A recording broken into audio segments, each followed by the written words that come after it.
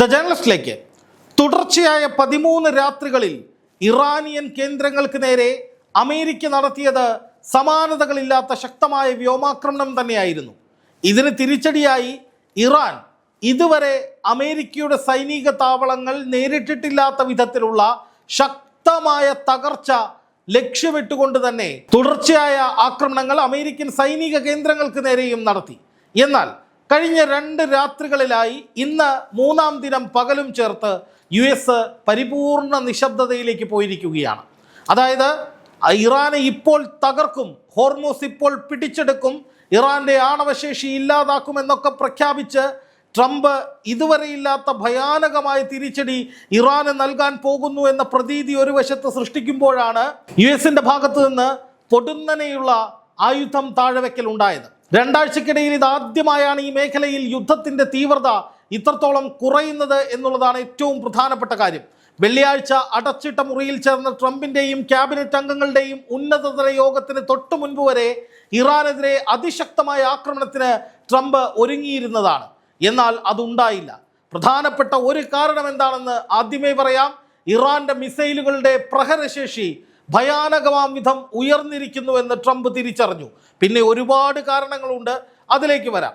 Iranian തീരദേശ radar സംവിധാനങ്ങൾ, anti-ship missile ലോഞ്ചറുകൾ, Hormuz കടലിടുക്കിലെ കപ്പലുകൾക്ക് നേരെ ആക്രമണം എന്നിവയെല്ലാം നടത്താൻ ഉപയോഗിക്കുന്ന ചെറു ബോട്ടുകൾ തുടങ്ങിയവയെല്ലാം ആക്രമിച്ച് തകർക്കണമെന്ന ലക്ഷ്യത്തോടു കൂടിയാണ്, അതിനുവേണ്ടിയുള്ള പദ്ധതികൾ തയ്യാറാക്കുക എന്ന തീരുമാനത്തോടു കൂടിയാണ് അമേരിക്കൻ പ്രസിഡന്റ് ഡൊണാൾഡ് ട്രംപ് യുദ്ധം അതിതീവ്രമാക്കുകയും ഇപ്പോൾ ഏറ്റവും ഒടുവിൽ ഒരു മീറ്റിംഗ് വിളിച്ചു ചേർക്കുകയും ചെയ്തത്. പക്ഷേ ഈ ആക്രമണത്തിന്റെ ആദ്യഘട്ടത്തിലൂടെ ലക്ഷ്യമിട്ട കാര്യങ്ങൾ പോലും നേടാൻ കഴിയുന്നില്ല എന്ന് വന്ന ഘട്ടത്തിലാണ് ആക്രമണം കൊണ്ട് വലിയ കാര്യമില്ല എന്ന് മനസ്സിലാക്കിക്കൊണ്ട് ട്രംപിന്റെ ഉപദേശകരുടെ പുതിയ ഉപദേശങ്ങൾ ശിരസ വഹിച്ചുകൊണ്ട് ട്രംപ് പിന്നോട്ട് പോകുന്നത്. US സേനയുടെ പക്കലുള്ള പ്രതിരോധ മിസൈലുകളുടെയും പാട്രിയറ്റ് മിസൈലുകളുടെയും ശേഖരം ഗണ്യമായി കുറയുന്നു എന്നാണ് പെന്റഗണിലെ ഉന്നത സൈനിക ഉപദേശകർ ഏറ്റവും ഒടുവിൽ ട്രംപിന് മുന്നറിയിപ്പ് നൽകിയത്. നോക്കുക, ആയുധത്തിലൂടെ യുദ്ധത്തിലൂടെ പ്രശ്നപരിഹാരവും ആധിപത്യവും സ്ഥാപിക്കാൻ ഇറങ്ങിത്തിരിച്ച ട്രംപ് ഒടുവിൽ ആവനാഴിയിലെ ആയുധങ്ങൾ ഒന്നൊന്നായി തീരുന്നു എന്ന മുതിർന്ന സൈനിക ഉദ്യോഗസ്ഥരുടെ ഉപദേശത്തെ തുടർന്ന് പെടാപ്പാടുപെട്ട് തടി തപ്പി പിന്തിരിഞ്ഞ കാഴ്ച അത് കാലത്തിന്റെ കാവ്യനീതി എന്ന രീതിയിൽ പോലും കാണേണ്ടതുണ്ട്. കാരണം എല്ലാ കാലത്തും അധീശത്വവും യുദ്ധവും ആധിപത്യവും അതുപോലെ തന്നെ കടന്നാക്രമണങ്ങളും നടത്തി ഏത് രാജ്യത്തെയും തങ്ങളുടെ പരിധിയിൽ കൊണ്ടുവരാം, ഏത് രാജ്യത്തിൻ്റെയും പരമാധികാരം ഇല്ലാതാക്കാം എന്നൊക്കെ കരുതി പലതരത്തിൽ അത്തരം അധിനിവേശങ്ങൾ നടത്തിപ്പോന്ന അമേരിക്കയ്ക്ക് ഇതാദ്യമായിട്ടായിരിക്കും ഇത്രയും ശക്തമായ തിരിച്ചടി കിട്ടുന്നത്. ഇനിയും മുന്നോട്ട് പോകാനുള്ള ആയുധങ്ങളില്ല കയ്യിൽ എന്ന് പറഞ്ഞ് പെടാപ്പാട് പെടുന്ന ഒരു ലോകശക്തിയുടെ ഗതികെട്ട ചിത്രം എത്രത്തോളം ദയനീയമായിരിക്കുമെന്ന് നിങ്ങൾ ചിന്തിച്ചു നോക്കൂ പ്രിയപ്പെട്ട പ്രേക്ഷകരെ. അതാണിപ്പോൾ അമേരിക്കയും ട്രംപും എന്ന് കൃത്യമായി നമുക്ക് കാണാൻ സാധിക്കും. ചില അന്താരാഷ്ട്ര വാർത്താ ഏജൻസികളുടെ റിപ്പോർട്ട് പ്രകാരം അമേരിക്ക ഒരു പരുവമായിട്ടുണ്ട്. ഇറാന്റെ പ്രത്യാക്രമണങ്ങളിൽ അമേരിക്കയുടെ നടുവൊടിഞ്ഞിട്ടുണ്ട്. ഇറാനുമായി നേർക്കുനേർ കോർക്കാനുള്ള ശേഷി അമേരിക്കയ്ക്ക് ചോർന്നുകൊണ്ടിരിക്കുകയാണ് എന്നാണ് പറയുന്നത് കേട്ടോ. ശരിക്കും അത് തന്നെയാണ് ഇറാനിൽ പൊടുന്നനെ ആക്രമണം നിർത്തിവെക്കാനുള്ള അമേരിക്കയുടെ കാരണം എന്നു തന്നെ പറയേണ്ടി വരും. 13 രാത്രികളിൽ അതിശക്തമായിട്ടാണ് അമേരിക്ക ഇറാനു നേരെ ആക്രമിച്ചത്. 14-ാം ദിവസവും 15-ാം ദിവസവും പക്ഷേ രാത്രികൾ സമാധാനപരമാവുകയാണ്. ഒരു വശത്ത് ട്രംപ് ഇറാനെ തീർത്തേ അടങ്ങൂ എന്ന് വാശി പിടിക്കുമ്പോൾ യാഥാർത്ഥ്യം ട്രംപിനെതിരെ നിൽക്കുകയാണ്, സൈന്യം ട്രംപിനെതിരെ നിൽക്കുകയാണ്, പെന്റഗണിലെ ഉയർന്ന ഉദ്യോഗസ്ഥർ ട്രംപിനെതിരെ നിൽക്കുകയാണ്. കാരണം നമ്മുടെ പക്കലൊന്നുമില്ല, നമ്മുടെ ശേഷി ഇല്ലാതായിക്കൊണ്ടിരിക്കുന്നു, നമുക്ക് ഇറാനെ ഇങ്ങനെ തകർക്കാൻ കഴിയില്ല എന്ന യാഥാർത്ഥ്യ ബോധത്തിൽ ഊന്നിയ ഉപദേശങ്ങൾ ട്രംപിന്റെ കിളി പറത്തുകയാണെന്ന് കൂടി കരുതേണ്ടി വരും. ഇറാന്റെ ആകാശങ്ങളുടെ മേൽ തീമഴ പെയ്യിക്കാൻ അമേരിക്കൻ ബോംബറുകൾ ശ്രമിക്കാത്തൊരു സാഹചര്യം എന്ന് പറയുന്നത് അത് പശ്ചിമേഷ്യയിലെ ഇപ്പോഴത്തെ യുദ്ധ സാഹചര്യത്തിൽ വളരെ പ്രധാനപ്പെട്ടതാണ്. അതേസമയം ഇറാന്റെ ഭാഗത്ത് നിന്ന് പേർഷ്യൻ ഗൾഫിലെ ഒരു രാജ്യത്തിന് നേരെയും ആക്രമണം ഉണ്ടായില്ല എന്നതും നമ്മൾ പ്രത്യേകം കാണണം. അത് യുദ്ധവിരാമത്തിന്റെ സൂചനയാണോ അല്ലെങ്കിൽ താൽക്കാലികമായൊരു സമാധാനത്തിന്റെ സൂചനയാണോ എന്നുള്ള കാര്യങ്ങൾ പരിശോധിക്കേണ്ടതുണ്ട്, അല്ലെങ്കിൽ കാത്തിരുന്ന് കാണേണ്ടതുണ്ട്. പക്ഷേ ഇറാൻ തുടക്കം മുതലേ സ്വീകരിക്കുന്ന ഒരു സ്റ്റാൻഡ് എന്ന് പറയുന്നത് അമേരിക്ക ഇങ്ങോട്ട് ആക്രമിച്ചാൽ ഞങ്ങൾ തിരിച്ചടിക്കുമെന്നുള്ളത് തന്നെയാണ്. അല്ലാതെ ഗൾഫ് രാജ്യങ്ങളെ വെറുതെ കടന്നാക്രമിച്ച് ആക്രമിച്ച് അവരെ വേദനിപ്പിക്കുക എന്ന ലക്ഷ്യം തങ്ങൾക്കില്ല. അവർ സഹോദര രാജ്യങ്ങളാണ് എന്ന് ഇറാൻ പലപ്പോഴും പറഞ്ഞിട്ടുണ്ട്. എന്ന് മാത്രമല്ല, ഇറാൻ തൽക്കാലം നിശബ്ദമായിരിക്കുന്നതിന്റെ മറ്റൊരു കാരണം ഒമാനുമായി നിർണായകമായ ഒരു ചർച്ച നടന്നുകൊണ്ടിരിക്കുകയാണ്. ഹോർമൂസ് കടലിടുക്കിന്റെ പരിപൂർണമായ നിയന്ത്രണം ഇറാനും ഒമാനും നേതൃത്വം കൊടുക്കുന്ന 6 GCC രാജ്യങ്ങളും ഇറാനും ഇറാഖും അടങ്ങുന്ന 2 പുറം രാജ്യങ്ങളും ചേർന്നുകൊണ്ട് പരിപൂർണമായി ഈ പറയുന്ന ഹോർമൂസ് കടലിടുക്കിന്റെ നിയന്ത്രണം ഏറ്റെടുത്ത് അമേരിക്കയുടെ ആധിപത്യവും അധീശത്വവും അവസാനിപ്പിച്ചുകൊണ്ട് അമേരിക്കയുടെ മേഖലയിലെ സാന്നിധ്യം തന്നെ ഇല്ലാതാക്കുന്ന വിധത്തിൽ ഹോർമൂസിൽ നിന്ന് അമേരിക്കയെ പടിയടച്ച് പിണ്ടം വയ്ക്കുന്ന വിധത്തിലുള്ള ഒരു നീക്കം, ഒരു നിർണായകമായ ചർച്ച ഒരു വശത്ത് നടക്കുന്നുണ്ട്. അതുകൊണ്ട് തന്നെ ആ ചർച്ചയുടെ തീരുമാനം എന്താകുമെന്നറിയാൻ ഇറാൻ കാത്തിരിക്കുന്നതാണ് എന്നും നമുക്ക് കരുതാം. എന്ന് മാത്രമല്ല, ഒരൊറ്റ മിസൈലിൽ അമേരിക്കയുടെ അടപ്പിളക്കുന്ന വിധത്തിൽ, മിസൈലുകളുടെ നിരന്തരമായ പ്രയോഗത്തിലൂടെ അമേരിക്കയുടെ നടുവൊടിക്കുന്ന വിധത്തിൽ, ട്രംപിനെ ഞെട്ടിക്കുന്ന വിധത്തിൽ, വലിയ നാശനഷ്ടങ്ങൾ അമേരിക്കയ്ക്ക് കൊടുക്കുന്ന വിധത്തിൽ തുടർച്ചയായി ആക്രമണങ്ങൾ നടത്തിയ ഇറാൻ ഒരിക്കലും തങ്ങളുടെ പ്രതികാരത്തിൽ നിന്ന് പിന്നോട്ട് പോകില്ല എന്നുകൂടി നമ്മൾ ഉറപ്പിച്ചു പറയേണ്ടതുണ്ട്. അതായത് ഇപ്പോൾ ഒരു നിശബ്ദതയാണെങ്കിലും ദിവസങ്ങൾക്കുള്ളിൽ അല്ലെങ്കിൽ അവസരം കിട്ടുമ്പോൾ ട്രംപ് അടക്കമുള്ള ഹിറ്റ് ലിസ്റ്റിലുള്ള പലരുടെയും മേലുള്ള പക, പ്രതികാരം തീർക്കാൻ ഉറപ്പായും ഇറാൻ ഇറങ്ങിത്തിരിക്കും. അല്ലെങ്കിൽ അത്തരം നടപടികൾ അധികം വൈകാതെ ഉണ്ടാകും എന്നു തന്നെയാണ് കരുതപ്പെടുന്നത്. എന്തായാലും ഇപ്പോൾ നടക്കുന്നത് ഒരു പ്രഖ്യാപിത വെടിനിർത്തലല്ല, ഇതൊരു അപ്രഖ്യാപിത വെടിനിർത്തലാണ് എന്ന് നമുക്കറിയാം. പക്ഷേ ഇതിന്റെ ഭാവി എന്താണ്, ഇപ്പോൾ എന്താണ് സംഭവിക്കുന്നത് എന്നത് സംബന്ധിച്ച് വലിയ അവ്യക്തതകളുണ്ട്. എന്തായാലും അമേരിക്കയ്ക്ക് ഒരു വലിയ വീണ്ടുവിചാരം ഉണ്ടായിരിക്കുന്നു എന്നതിലേക്ക് തന്നെയാണ് കാര്യങ്ങൾ നീങ്ങുന്നത്. പെന്റഗണിന്റെ ടോപ്പ് ഒഫീഷ്യൽ ഒന്നിച്ചു വരുന്നു. American vice president JD Vance എത്തുന്നു. വിദേശകാര്യ സെക്രട്ടറി മാർക്കോ റൂബിയോ എത്തുന്നു. ഇവരെല്ലാം തമ്മിൽ അടച്ചിട്ട മുറിയിൽ കുറെ സമയം സംസാരിക്കുന്നു. അതെന്താണ് സംസാരിച്ചത് എന്നത് സംബന്ധിച്ച് വ്യക്തതയില്ലെങ്കിൽ കൂടി ന്യൂയോർക്ക് ടൈംസ് റിപ്പോർട്ട് ചെയ്യുന്നതനുസരിച്ച് കാര്യങ്ങൾ അത്ര പന്തിയല്ല എന്നു തന്നെയാണ് അവരുടെ അവലോകനത്തിൽ എത്തിച്ചേർന്ന പ്രധാനപ്പെട്ട കാര്യം എന്ന് പറയാം. അമേരിക്കൻ മാധ്യമങ്ങൾ തന്നെ പറയുന്ന കാര്യങ്ങൾ ഇതുതന്നെയാണ്. അതായത് ഭീതിതമായ രീതിയിൽ എയർ ഡിഫൻസ് ബാറ്ററീസ് കുറഞ്ഞു വരികയാണ്.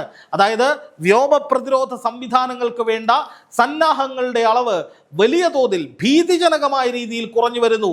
അവരുടെ ഒരു കണക്കനുസരിച്ച് 1200 പേട്രിയോട്ട് സിസ്റ്റമാണ് അല്ലെങ്കിൽ പ്രതിരോധ മിസൈലുകളാണ് ഏപ്രിൽ മാസത്തിനും ജൂലൈ അവസാനത്തിനുമിടയിൽ ഉപയോഗിച്ചത്. ഏപ്രിൽ, മെയ്, ജൂൺ, ജൂലൈ ഈ 4 മാസങ്ങളിലിടയിൽ എരിഞ്ഞു തീർന്നത് അത്രത്തോളം വലിയൊരു നമ്പറാണ്. പേട്രിയോട്ടാണ്, അതൊരു പ്രധാനപ്പെട്ട മിസൈൽ പ്രതിരോധ സംവിധാനങ്ങളാണ്.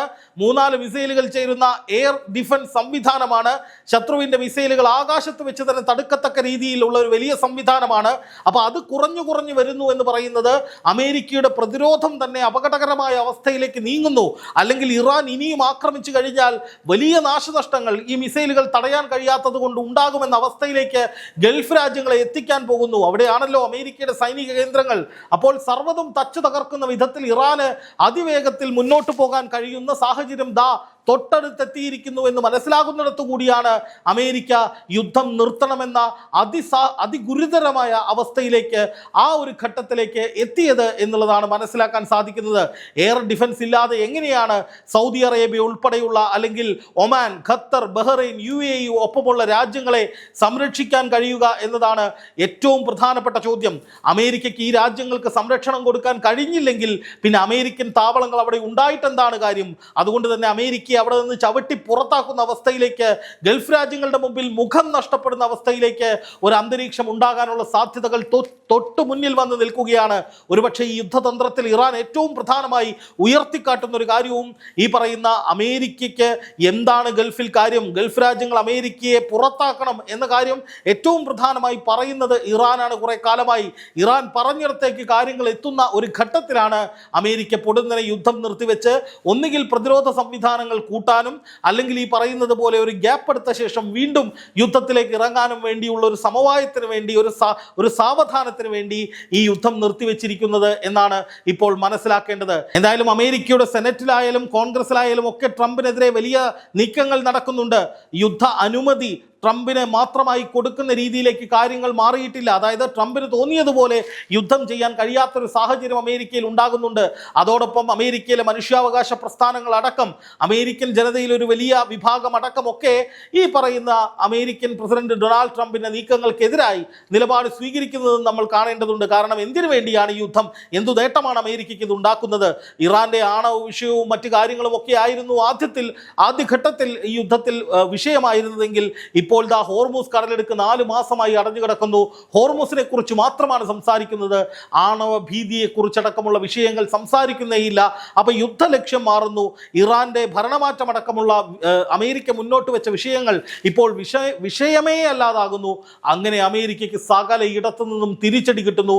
അങ്ങനെയാണ് ഇപ്പോൾ അമേരിക്കയ്ക്കുള്ളിൽ പോലും വലിയ തോതിൽ ട്രംപിനെതിരെ ജനങ്ങൾ അല്ലെങ്കിൽ പ്രതിപക്ഷം ഭരണകൂടത്തിന്റെ ഭാഗത്ത് നിന്നടക്കമുള്ള ഇടപെടലുകൾ ഉണ്ടാകുന്നത്. അതായത് ട്രംപ് ഈ രീതിയിൽ മുന്നോട്ട് പോയാൽ അത് അമേരിക്കയുടെ ആത്യന്തികമായ തകർച്ചയിലേക്ക് നയിക്കും എന്ന നിലയിലേക്കാണ് കാര്യങ്ങൾ എന്ന് മാത്രമല്ല, ഇപ്പോൾ ഒമാനും ഇറാനും ചേർന്ന് ചർച്ച നടക്കുന്നു.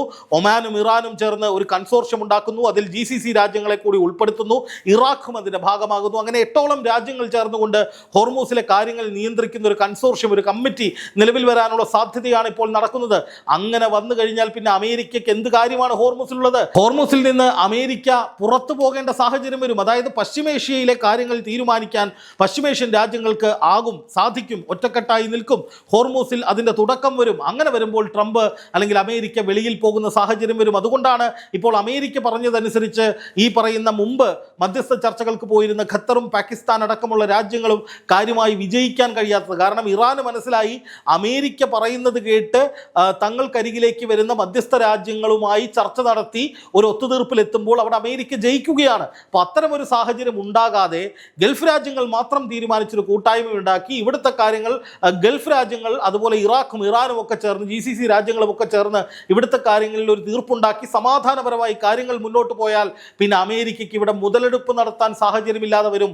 അതിലേക്ക് കാര്യങ്ങളെ എത്തിക്കാൻ വേണ്ടിയിട്ടാണ് ഇപ്പോൾ കിണഞ്ഞു പരിശ്രമിക്കുന്നത് ഇറാന്റെ യുദ്ധതന്ത്രങ്ങളൊക്കെ ആ വിധത്തിലേക്കാണ് അവർ മാറ്റി എഴുതുന്നത്.